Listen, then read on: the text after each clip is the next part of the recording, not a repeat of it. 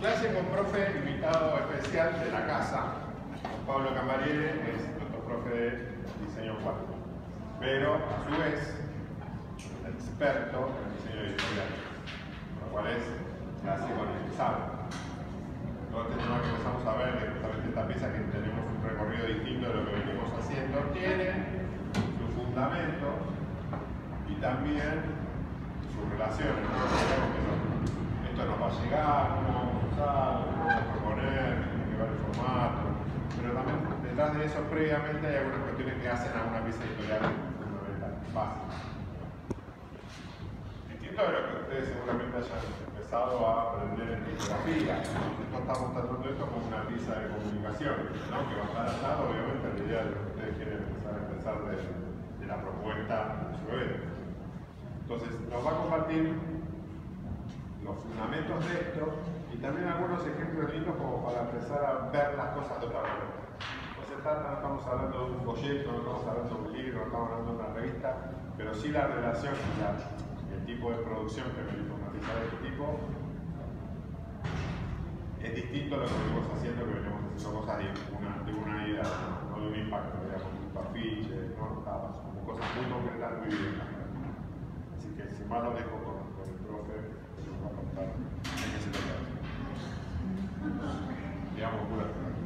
Gracias. Bueno, buenas noches, espero que escuchen allá al fondo. La aclaración tiene que ver con que vengo en carácter, como sabía que me iba a presentar un poquito, de docente de la cátedra, pero hay varias cosas que les voy a mostrar que son trabajos míos. Ahí no quiero que interpreten que estoy haciendo una bajada de línea, de que esa es la forma en la que hay que diseñar, ni nada por el estilo. Son experiencias que vengo a compartir con ustedes como un compañero que, bueno, hace 30 años en realidad cursó acá, o 25, pero que estuvo cursando en estos mismos talleres, en esta misma cátedra y aprendiendo cosas bastante similares. ¿Conocen la anécdota esta? ¿Qué tiene que ver el ancho del culo de un caballo con el transbordador de la NASA? ¿No? Bueno, se las hago breve. Cuando tuvieron que diseñar los propulsores del transbordador espacial, tenían que hacerlo en el centro de Estados Unidos, en Utah creo que es, y tenían que transportarlos a la costa oeste. La forma de transportarlos era por tren. El tren, las vías férreas miden 1,5 metros, los túneles miden 2 metros, entonces tenía que pasar por varios túneles y no podía medir más de 2 metros. Estos tubos, estos como cohetes que van pegados al transbordador. Las vías férreas miden 1,5 metros porque las hacía una empresa en Estados Unidos, una empresa británica, en Inglaterra las hacía de 1,5 metros porque los anchos de los carruajes, desde hacía varios siglos, eran de 1,5 metros. ¿Por qué? Porque los romanos, en su momento, que fueron los primeros grandes constructores de rutas en toda Europa y más en todo el Imperio Romano, decidieron la medida de 1,5 metros en función de poner 2 culos de caballo uno al lado del otro, que era lo que se necesitaba para tirar de un carruaje. Entonces, el transbordador espacial está escalado en función del ancho del culo de 2 caballos puestos uno al lado del otro. ¿Sí? Hay un montón de cosas que hacemos hoy en día que tienen este mismo desarrollo, este mismo vínculo y esta misma lógica. Y está bueno saberlas. ¿Por qué? Hace varios años, yo pedía esto recién porque yo una cosa que voy a mostrar es un suplemento joven que diseñé muchísimos años para el diario Página 12 que tenía este formato, ¿sí? Tabloide, bueno, o 3 parecido, y en realidad eran así grandes, eran dos pliegos al medio y eran 8 páginas. Una vez en otra cátedra, unos amigos estaban haciendo un suplemento joven. Entonces yo fui a ver, porque era lo que yo hacía desde hace un montón de años ya, a ver qué hacían los pibes por lo mismo que hacía yo toda la semana. Y me llamó muchísimo la atención que en la página, después de la tapa, en la retiración de tapa, lo que era la página 2 para nosotros, todos ponían el índice. ¿Sí? Todos, absolutamente todos ponían el índice acá. Y poner el índice acá era medio raro, porque acá indicaba que acá había tapa, que acá donde estaba la página 2, que acá era la página 3 que le estaba viendo, que llevaba una milésima de segundo dar vuelta a las páginas y ver el resto del suplemento. hacer un índice en un suplemento de 2 pliegos es como hacer señalética en un monoambiente. Ustedes entran en un monoambiente y no necesitan que haya un cartel que diga a 2 metros cocina, a 3 metros cama, porque lo ven, porque está ahí. La única puerta que hay es la puerta del baño. No hace falta que diga baño, no se van a confundir. El balcón probablemente se va a ver. ¿Se entiende? Por eso no hay señalética en un monoambiente, ni en un dos ambientes, ni nada por el estilo. Pero bueno, el hábito hacía que directamente les pedían diseñen una pieza editorial y hacían índice. A mí siempre me impresionó, yo di muchos años clases en Manela, en diseño editorial, cátedra que también les súper recomiendo, y casi siempre que pedíamos, hacíamos revista, traían un logotipo, traían como todo el cliché de revista, traían la tapa, traían el índice, por supuesto, después armaban notas donde ponían título, volanta, bajada, texto, todos los clichés. Y no había por qué hacer eso. O sea, en ningún momento la consigna era que replicaran todas estas acciones o que diseñaran un logotipo ni ninguna de estas cosas. Bueno, yendo muy velozmente a la historia del libro como lo conocemos hoy en Occidente, ¿sí? Los libros eran en un principio objetos muy valiosos que solo las instituciones o las personas con muchísimo poder podían tener. La iglesia y los nobles, los reyes, ¿sí? Listo, no había necesidad de diseñar tapas atractivas ni nada por el estilo, eran un lujo total. Saben más o menos cómo era al principio, se hacían a mano, después se hacían con bloques de madera que se tallaban y se estampaban, después vino la imprenta de tipos móviles de Gutenberg, supongo que eso lo vieron y si no lo verán en cualquier momento, digamos. Bueno, escribas, estos eran, digamos, primeros ejemplares donde a lo sumo se ponía alguna información en el lomo.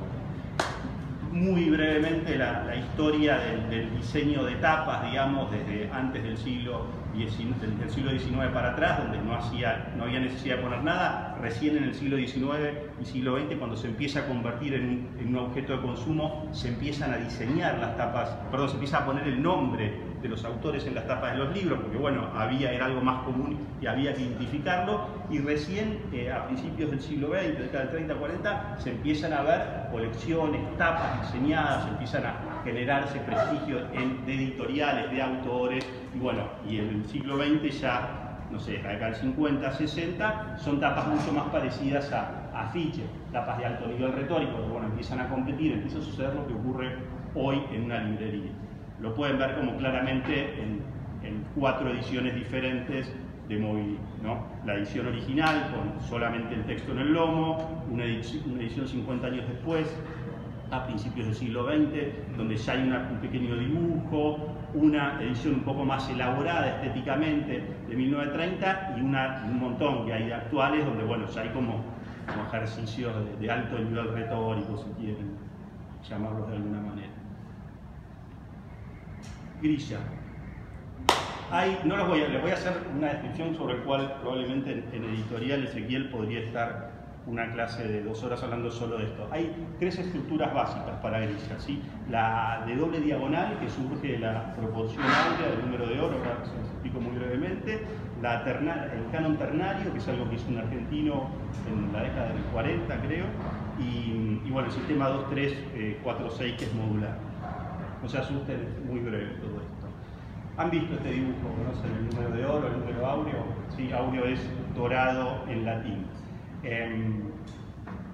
La búsqueda, digamos, siempre la historia de la humanidad es la búsqueda del significado, ¿sí? Es tratar de entender por qué estamos acá, para qué vinimos, qué hacemos. Bueno, estos monasterios donde se hacían los libros, obviamente estaban muy cargados de esta búsqueda del significado.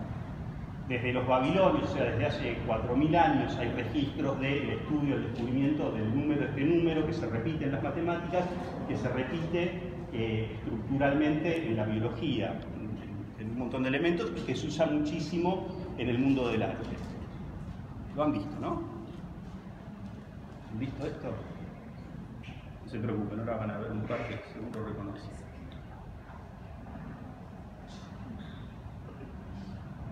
Leonardo da Vinci también lo estudió, el cuerpo humano tiene una proporción áurea también, y bueno, la cima de nuestra civilización, los memes también los ha aprovechado. Trump, en diferentes. No.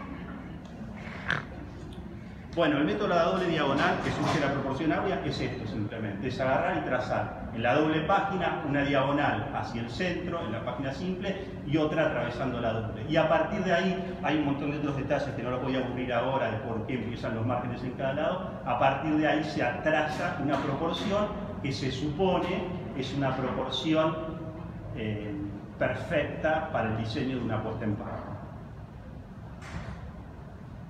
Este es un libro medieval, una Biblia, con la proporción áurea, con la doble diagonal. La otra proporción, que no la voy a aburrir porque es más matemática aburrida, es esta de Rosarivo, que es la del canon ternario, que no es una estructura de 9. Y la otra, que es muy común también, es la 2, 3, 4, 6, que son módulos, no son números absolutos, en los cuales, bueno, se usan, digamos, estos espacios proporcionalmente para buscar siempre lo mismo que tienen estas tres y por ahí algún otro esquema, que es básicamente que uno pueda, en primer lugar, imprimir, tener un área de seguridad, porque siempre hubo que cortar o a mano o con una máquina o con lo que fuera, hubo que refilar los libros y hubo que encuadernarlos. Entonces no se podía imprimir demasiado adentro, porque si no, no se leían las letras, no se podía imprimir demasiado afuera, porque salían del área y se iba a cortar el papel, o porque el lector iba a poner los dedos encima y iba a tapar las letras y no lo iba a poder leer. Lo mismo abajo y arriba, ¿sí? Bueno, además abajo y arriba después se empiezan a poner foliados, se empiezan a poner otro tipo de información, entonces se van dejando siempre esos espacios. Después existe el cálculo, en algún momento existía se hacía el cálculo tipográfico, era necesario tener una grilla, en especial en un diario, porque había que calcular, había un estimado de cuántas letras entraban en una columna de texto, y cuando uno iba a hacer un libro tenía que hacer un cálculo matemático de cuántas palabras les iba a ocupar, porque las letritas eran pedacitos de plomo que tenían un ancho, ¿sí? Lo vieron alguna vez, supongo. Eso hasta cuando yo nunca lo hice, por supuesto, pero hasta lo llegué a aprender en tecnología, que en la facultad. Bueno, nada, además se hace una grilla, como ven ahí, de base, la grilla esa celeste, que es para que los textos estén alineados y demás cosas.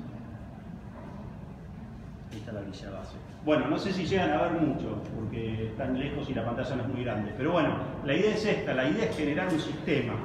Supongo que ya han venido hablando todo el año del sistema. Es generar una complicidad con el lector, con el usuario. Es generar una serie de constantes y variables, que uno entienda que esto va a suceder de tal manera y no de tal otra, ¿sí? Que los límites son estos y las reglas son estas, ¿sí? Como si estuvieran jugando un juego de mesa, como si estuvieran entrando a comer un restaurante, como si estuvieran, generar una convención para esta pieza en particular y hacer que el lector se sienta cómodo. Si es un diario, diariamente; si es una revista, semanalmente, o sea, generar un código. Si es una colección de libros, para que uno entienda de qué se trata, de qué va esa colección, qué puede esperar cuando compra otro libro de ese editorial, de ese editor de esa colección. Y bueno, nada, acá en las sucesivas líneas, la publicación, la representación visual de, bueno, qué sucede con las fotos, qué sucede con los bloques de texto. En general se trata de que siempre leemos obviamente izquierda a derecha, arriba a abajo. En general se trata de que no suceda lo que sucede en esa primera columna, que casi quedan vértices solamente en el bloque de texto, que haya una continuidad. Pero bueno, las estructuras son estas, ¿no? Uno puede variar básicamente entre este tipo de situaciones, o puede usar una grilla. Acá claramente también hay una grilla, se ve, pero bueno, está usada con muchísima más libertad. Se ve dónde se puede romper la grilla con los textos gestuales, con todo lo que es trazo gestual, se ve dónde se respeta la grilla, con las fotos y con los bloques de texto. Lo mismo acá, una grilla de 4 columnas, en algún caso se usan 4, en otros casos se usan 2, en la situación gestual se puede romper, está insinuada pero se rompe. Lo mismo en esta situación, o sea, uno entiende qué es lo que se puede hacer con la tipografía, qué es lo que se puede hacer con la foto, qué tipo de foto va. También, digo, eso no es de la grilla, es una decisión del sistema editorial, pero bueno, también está presente. uno entiende que hay una preponderancia del fondo blanco, de las tipografías en negro, de una familia tipográfica y demás. Más ejemplos. Acá lo que me parece interesante empezar a ver es el tema del ritmo, ¿sí? Empiecen a prestar atención a que hay un relato en esa pieza editorial, no diseñen piezas sueltas, ¿sí? El problema principal cuando empiezan a armar puestas editoriales es que diseñan piezas sueltas y eso termina siendo contraproducente para el todo, que es lo más importante, para la experiencia de lectura de toda esa obra. Esta la puse, no son editoriales, pero se me pareció una casualidad, me pareció interesante por el juego del silencio y del vacío. Me parece también muy importante que tengan en cuenta que no poner algo también es tomar una decisión de diseño. Y en editorial eso no es tan común y es muy valioso y está bueno retomarlo. O sea, pueden poner, si ustedes ponen en ese objeto 3 dobles páginas en blanco, están diciendo algo sobre lo que viene en la cuarta doble página. ¿Se entiende? Si están poniendo 3 dobles páginas en negro, sucede algo también con lo que viene en la página siguiente a las 3 dobles páginas en negro. Tienen que aprovechar esos ritmos. Piénsenlo como una pieza musical, ¿sí? Estaría bueno que para la pieza que armen un mono, como se llamaba antes, que armen una estructura, ¿sí? Estas serían las dobles páginas y ahí van decidiendo dónde ponen y ahí ven con claridad cuál es el relato que van a armar. Piensen en este estructura, digo, acá está hecho eso, piénsenlo hasta musicalmente, digo, si fueron...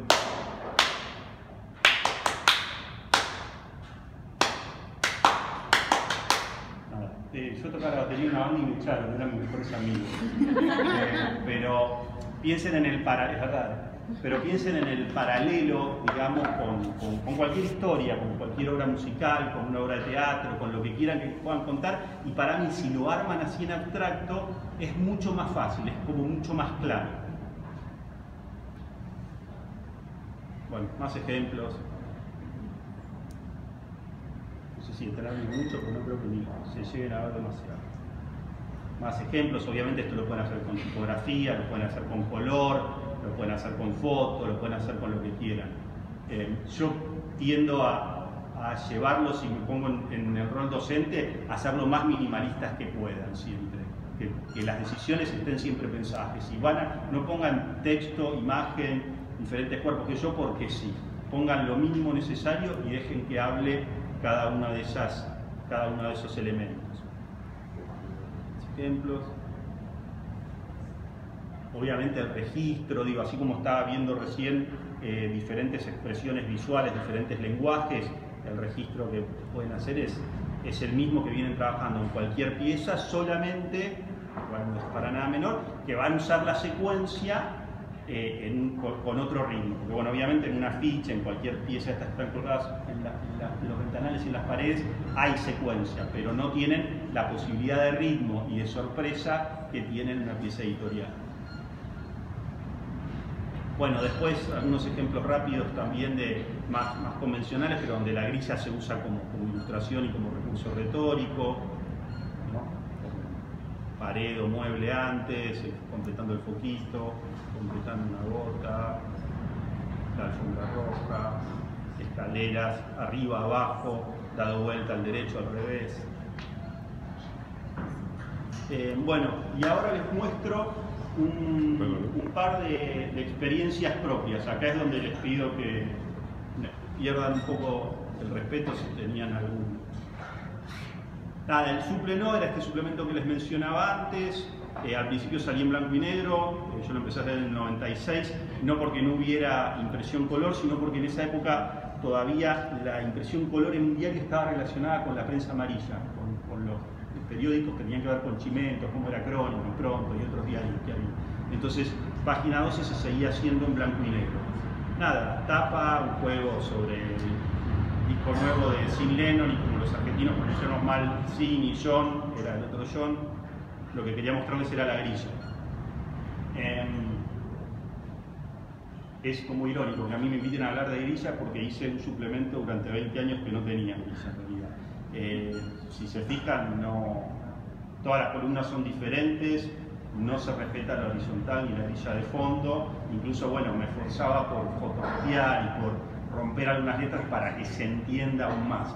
Esto tenía como mayor sentido metido en un diario, además que sí tenía una grilla muy dura, muy necesariamente dura y ordenada, entonces cuando llegabas al suplemento, que era el suplemento joven, que tenía una cosa más rockera, más punk, qué sé yo, eso se empezaba a distorsionar, digamos.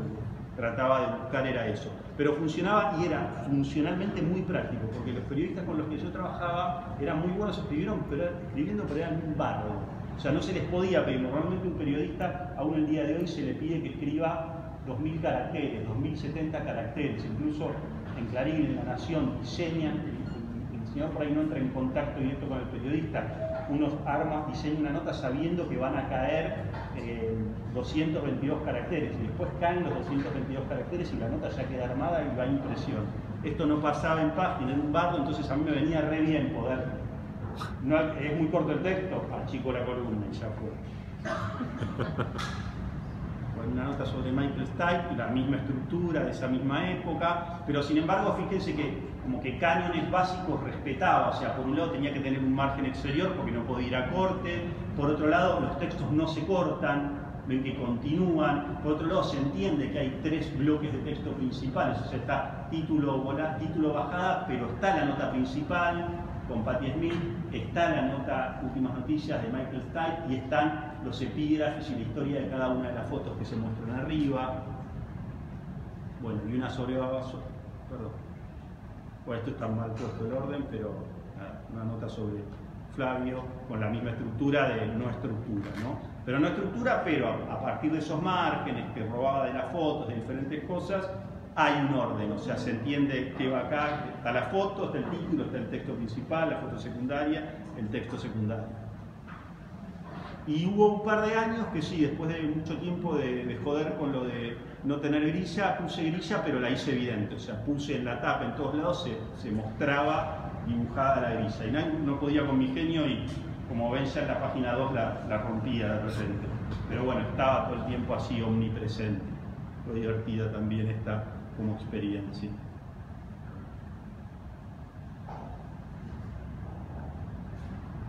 Bueno, las tapas las voy a pasar por alto, ¿no? Porque es como más de retórica y no es lo que están haciendo, ¿no? No, pero... Sí. Bueno, el supleno tenía 2 tipos de tapa. Una era la tapa, la entrevista, donde había una foto, o era algún acontecimiento, entonces había fotos sobre ese acontecimiento, no sé, un terremoto, no sé, cualquier cosa. En este caso, bueno, Babasónico, Flavio de los Kayaks y Fidel Nadal. Entonces había fotos de Nora Lezano, pero todas estas, pum, listo, se resolvía, ya está. O fotos de prensa, en este caso, no me acuerdo de quién era pero bueno, nada, en otro momento, ya color, ya con otra estructura, se armaba. Yo en el supleno, yo ni siquiera... Yo no es que no diseñé un logo, hice varios logos, como armé varios no, pero no tenía un logo, no tenía una marca. Yo sentía que no tenía necesidad ni lógica que el suplemento no tuviera ni grilla ni marca, que podía ir cambiando. Yo sentía que en un suplemento yo era muy joven también, tenía 22 años cuando empecé a hacer, y los lectores eran más chicos todavía, y uno con ese adolescente está todo el tiempo cambiando de onda, buscando, qué sé yo, me parecía que era más coherente con el público y con los periodistas que escribían y conmigo mismo tener total libertad, digamos, en ese aspecto. Lo que tenía lindo el suple es que era el diario, Página era como el diario de la inteligencia y del progresismo, digamos, en los 90, en contra de Menem y todo eso, y el neoliberalismo, y era como un diario inteligente. Entonces nosotros podíamos... Cuando alguien tiene fama de ser inteligente, puede hacer un montón de idioteces y que todos crean que son una genialidad. Y hacíamos mucho eso. Esta a mí me parece que estaba buena, ¿no? Pero hemos hecho otras impresentables. Esta era una nota como sobre nada, una especie de circuito under, y directamente estaba así, mal impresa, porque le hice unos par de fotocopias y después la escaneé. No tenía título, estaba al revés, había que hacer un esfuerzo para leerla. Tenía una coherencia desde lo conceptual, pero tenía... A mí lo que más me gusta es que tenía toda una toma de partido desde el editorial. Tipo, en este momento ya existían las infografías, esta cosa que todo el mundo tenía síndrome de falta de atención, entonces había que darle todo deglutido. Y esto era lo opuesto, era como un suplemento antipático donde, querés esta información, te va a costar, te va a costar encontrarla. Era como toda una toma de partido más desde lo conceptual que desde lo gráfico, que después se expresaba desde lo gráfico de esta manera. O de esta manera, simplemente. O sea, esto es un diario, ¿sí? La tapa de ese diario era una X negra, listo. Anda cagada. O sea, si te interesa lo que hay acá, venía a verlo, no te voy a seducir diciéndote que esto está bueno. Era como, en cierta forma, lo que apareció después en los 2000, que eran como los bares y restaurantes a puerta cerrada. Era algo de, bueno, un poco snob, digamos. Si querés esto, laburá. Después tenía muchísimas, sí, mucho más cliché de afiche y de retórica, ¿no? El 12 de octubre, Día de la Racia, todo eso. Me gustaba mucho rescatar un elemento que tanto morfológica como semánticamente me encanta, que es el nombre del suplemento, la N y la O, el no, como actitud. El no, que ustedes son tan jóvenes que es obsceno, pero el suplemento histórico de la Argentina, ¿saben? Se llama así de Clarín. Sí. Clarín tenía un suplemento que era muy importante, que no había internet, entonces uno compraba el Clarín especial para mirar la agenda, para saber quiénes tocaban, qué bandas había, qué espectáculos había los fines de semana. Y el sí salía los viernes, el no salía los jueves. Obviamente Clarín sacó el sí durante varios años, de repente desapareció Página 2 y dijeron, vamos a poner un suplemento joven. Dijeron, ¿qué nombre le ponemos? No, que además era mucho más, a mí me parecía mucho, a mí me gustaba mucho el punk rock y todo eso, me parecía mucho más juvenil que se llame no, que se llame sí, como ser obsecuente. Bueno, me gustaba mucho rescatar eso, y después hacíamos todo tipo de juegos. No sé, esta es una tapa sobre Daniel Johnson, no sé si lo conocen, es un músico de la costa oeste yankee, muy raro, un gorrito que parece que está totalmente loco, y bueno, se hizo en realidad muy famoso porque Kurt Cobain de Nirvana usaba esa remera, así, cuando se hizo famoso Cobain y Nirvana, usaba mucho esa remera, que era como la marca omnipresente de este personaje. Entonces lo único que hice fue poner esa marca, dar la vuelta, eso que ven ahí es la tapa del no exacta, y usar la O y la N de Johnston dada vuelta de otro color para marcar que ese era el suplemento no, puse abajo, ¿no? los legales que había que poner o situaciones también más convencionales dentro de, bueno, tener que hablar de la película que se hablaba en ese momento, que era, bueno, una de las últimas de la precuela de George Lucas, de Star Wars, pero bueno, las fotos de prensa ya habían salido en todos lados, entonces lo que hacía era simplemente armar una composición hablando del carácter clásico de la película, mezclando es un collage bastante básico, o sea, con un muñequito de Darth Vader puesto sobre un cuadro de un general ruso, creo que era del siglo XVIII, XIX. Y después, bueno, todo lo demás era sumarle las navecitas y diferentes boludeces. Es muy fácil en Photoshop pasarle el sable láser y todo eso. La ventaja que tenía laburar en diario es que imprime muy mal, entonces como que todos los collages, todo eso hay que hacerlo muy rápido. Yo la tapa y las 7 páginas del interior las hacía el martes en un par de horas. Pero bueno, también se hacía de toda esta manera tan descontracturada y imprimía bastante mal, como suelen imprimir los diarios, entonces los detalles del mal recorte, de un montón de cosas de ese tipo no se veían, y eso yo lo usaba mucho a mi favor. Bueno, otra vez rescatando para Revueltas Juveniles en Egipto el nombre del suplemento, una tapa sobre Nirvana, también poniéndome sobre, como cambiando la dirección de la pelota y listo, o sea, parado sobre, reconocen, ¿no? La tapa de Nevermind de Nirvana, bueno, y expandiendo el universo de Nirvana con Dave Grohl y lo que estaba sucediendo con los Foo Fighters. Géneros discursivos es un recurso que también me gusta mucho usar y siempre me gustó mucho pedagógicamente porque nos separa de lo lindo, lo feo, de las modas. Nada, un aviso de Clarín, además, emulé para hablar de la búsqueda del aguante, una cosa así. Y este fue el único caso en el cual usé realmente el suplemento en todos esos años como objeto. O sea, había un festival, no me acuerdo cuál, venían varias bandas, ninguna era más importante que la otra, entonces lo que proponíamos era que pudieras doblar la tapa y recomponer la banda que a vos más te guste. Bueno, y ya cerrando, les voy a mostrar este libro. Está bien, no hace falta que me pase. ¿Está ahí? Tengo un video, sí. Bueno,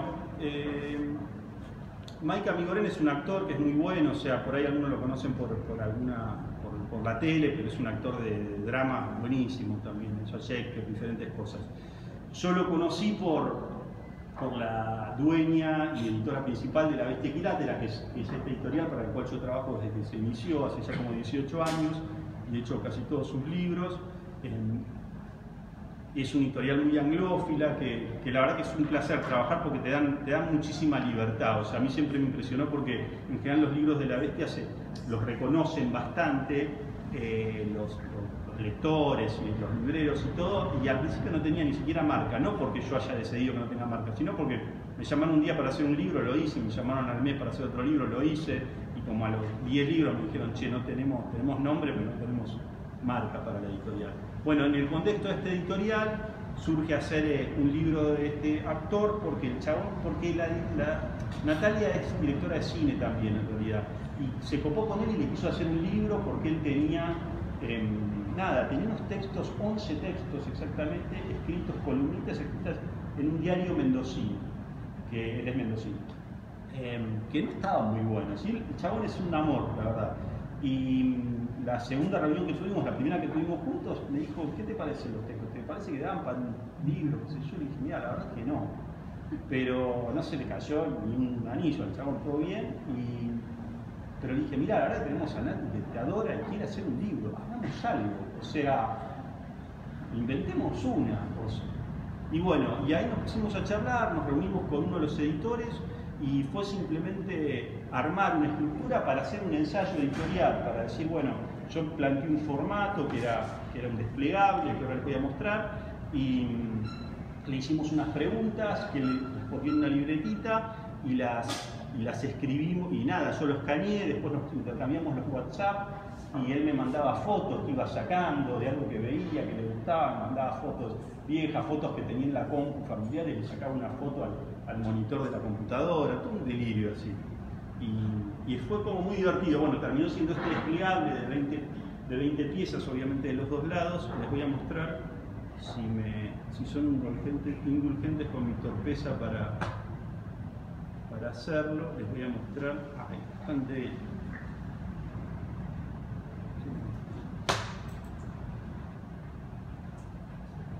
Hice un video para que lo puedan ver más o menos todos. Ah, ¿por qué no se ve? No les dije que era todo. ¿Está en otro lado o en el PowerPoint? Como esta no es mi compu, entonces no me sale la claro. ¿Cómo hago? Tengo que salir de la presentación, por favor. Sí. Denme 10 o 20 minutos y lo resuelvo. No sé, ¿cómo decir el mouse? No sé por qué. Encendele la... Ahí, Movelo con esa pantalla. ¿Qué hago? Lo tengo que traer para acá. Perdona, pero... no, mira, porque no lo reconoce.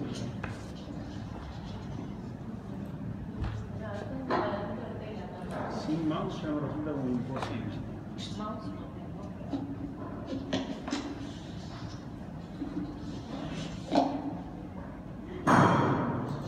Ahí está, ahí aparece.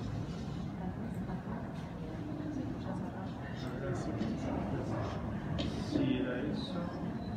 Y vos decís, Julito... Arrastrarlo a esta pantalla. ¿Me parece? Sí. Sí, parece.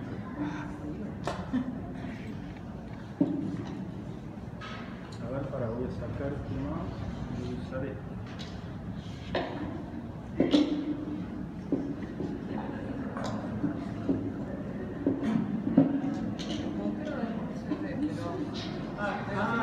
El puntero está allá. Salir de esta, pasarte para otro lado. Cerra el video, capaz que porque lo tenés Sí, el problema es que no lo sé cerrar porque... Ahí está. Lo que quería hacer era esto. De esta manera, arrastrarlo por acá. allá, claro. Ahí Sí, viene. ahí está. Ahí viene. No lo pongas en pantalla, sino girarlo. Dieron menos de 20 minutos. durísimo. Ahí está. Bueno, Sí ahí se está. puede. Perdonen. Ha sido peor en otras ocasiones. Nada, la caja tiene un estuche y después esas son las fotos, esos son los textos, una foto del de bebé, esos son los textos que él mandó, que fue respondiendo a las preguntas que le hacíamos. Fotos de la primera comunión, comentarios, algo que escribió en la pared de mi estudio y yo le saqué la foto también. Algunas de estas cosas, ahora se los paso si quieren para que lo vean, se ven a otra escala, ¿no? Acá estoy mostrando como en función de dobles páginas, pero bueno, algunas se pueden ver. Jugamos con la secuencia, obviamente, cómo interactuaban. No solo la doble página, sino el desplegado completo, con boludeces medio obvias de este tipo, de que con los ojos abiertos o cerrados, a situaciones como un poquito más lúdicas o más plásticas.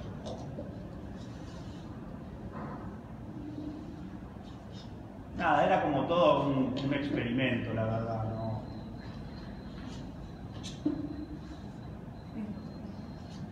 Él pintaba también, entonces bueno, había cuadros.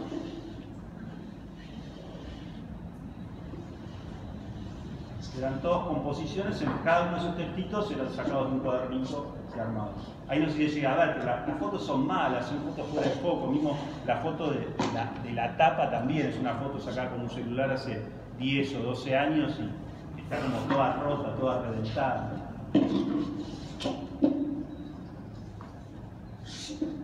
Fotos de promoción de obras de teatro de él.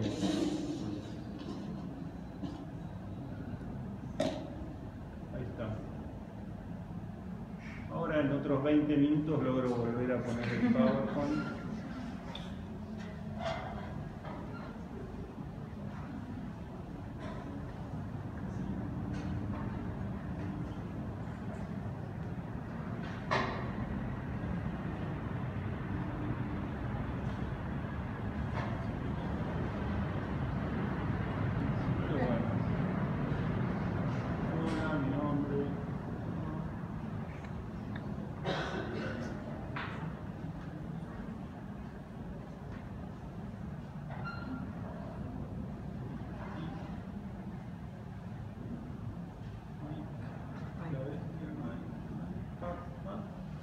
Ah, no, una sola cosita de página 30 que me gustaba también para salir de la parafernalia del libro de Maika Migorena. Esta es una revista de periodismo literario que hice durante un año y medio, el último año y medio de su existencia. Después vino la crisis del 2001 y se explotó todo.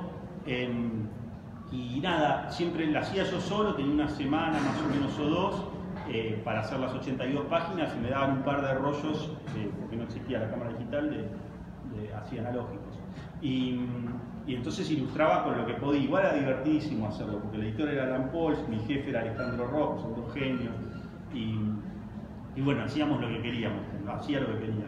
Y en este caso lo que hice para ilustrar una nota que había siempre, realmente un pequeño cuento sobre una situación así de clandestinidad, una reunión clandestina en los 70 durante una tormenta, era poner el texto, usar solo cian y negro, poner el texto en negro, los trazos verticales en cian, y eso repetirlo en la página par, de forma tal que en esta página, en la página impar, llovía, leyéndose perfectamente la nota, porque cada gotita de agua coincide exactamente con el texto, porque los había tomado de ahí, y en la otra también, ¿no? Entonces se producía como esta situación. ¿Se entiende? Son las mismas del otro lado. Son las mismas del otro lado, claro. Digo, con pequeños juegos, con pequeños... A Sergio Manela, el titular de tipografía de editorial de la Facu, siempre le encantaban estos ejemplos donde con una pequeña, me acuerdo que tenía un montón de audios de Borges y hacía hacer ejercicios hermosos sobre... Vieron que Borges tenía una forma muy particular de hablar, de manejar las pausas, no lo voy a tratar de imitar porque hacer un papelón. Y le gustaba mucho hacer ejercicios con eso, con la pausa, y dijo. Y entonces daba vuelta a la página en blanco, daba vuelta a la página. Entonces continuaba después y reforzaba todo el tiempo esas situaciones. Los invito también a retomar esa situación, a ver qué es lo que se puede decir con la mínima expresión. Bueno, y para cerrar, no se olviden que son objetos. No pude, porque fue medio rápido todo esto, no pude traerles mucho, nada en realidad de fanzine, de formatos alternativos y qué sé yo. Pero aún sin hacer formatos origami súper delirantes, pueden tener en cuenta que con una fotografía solamente enfatizar el carácter de objeto de esta pieza. Sea un libro, una revista o lo que sea, digo, poniendo la mano del autor, del lector, que sea la que sostiene esa tarjeta de embarque, como se usaba antes antes de tomar un avión, o jugando con una laca sectorizada y haciendo que se pueda leer una cosa o la otra. Se puede leer historia de una Argentina o historia de una tradición argentina según cómo incide la luz. La luz va a incidir sobre ese objeto. Considerar cómo puede llegar a incidir la luz y cambiar según esa circunstancia está bueno, esperar sobre eso. Hace unos años me llamaron para hacer el logo estepario de Hermann Hesse, no sé si lo leyeron. No es un logo el libro, es como una metáfora de la soledad, de alguna manera, qué sé yo. O cuando haces, es muy divertido hacer clásicos, porque hay como un conocimiento sobre la obra muy interesante, además hay muchas cosas hechas. Empecé a mirar, me llamó la atención que era casi omnipresente los logos en las tapas de las diferentes ediciones en todo el mundo, y casi siempre voy para el otro lado, que siempre trato de hacer lo opuesto. Y acá dije, no, a ver, ¿qué pasa si puedo hacer eso, pero tratar de hacerlo de una manera original? Y lo que hice fue simplemente también imprimir el dibujito, el iconito, es un dibujo muy simple de un logo, y les pedí que impriman por el mismo pliego de la tapa estas solapitas, como se ven ahí, con forma de orejitas, y entonces se terminaba, cuando uno usaba eso como señalador, se terminaba de reconstruir de otra manera y se ganaba todo el cuerpo del objeto del libro. Bueno, y para cerrar les leo un mail que llegó hace varios años al suplemento donde trabajaba. Llegó días después, porque yo no tenía internet. Mi nombre es Florencia, estudio diseño gráfico en la Universidad de Buenos Aires y para un trabajo de diseño 2 elegí analizar el suplemento no de página 12. Hace 2 días que estoy intentando encontrar la grilla que usan para ese suplemento, pero no entiendo. No me coinciden las calles, las columnas son todas distintas, igual que las calles. Yo les pido por favor que me envíen un JPG, la entregues mañana a las 7 por la tarde. Es dramático todo. Ya me estoy dando por vencida. En el caso de que puedan, a mí me llegó tardísimo esto, pobre, no sé cómo habrá salido todo, pero bueno, a mí me impresionó muchísimo, y no era culpa, no estoy diciendo que esta chica fuera tonta ni nada por el estilo, es una cuestión de cómo venimos formateados en la FAP muchas veces. Me llamó mucho la atención que ella lo estuviera mirando y no lo pudiera ver. ¿Se entiende? Ella vio que no había. No puede ser. No puede ser, no puede ser. Una pieza editorial tiene grilla.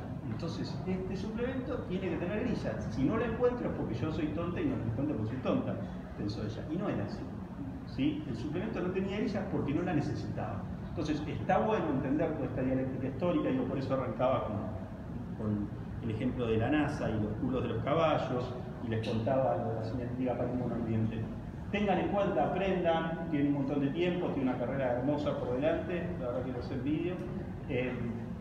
Tengan en cuenta el porqué de las cosas, pero tengan en cuenta que pueden usar muchas de esas cosas y otras las pueden dejar de lado porque por ahí no les sirve y no es necesario a veces hacer el logo, hacer la grilla, ni nada por el estilo. Bueno, eso es todo. Gracias.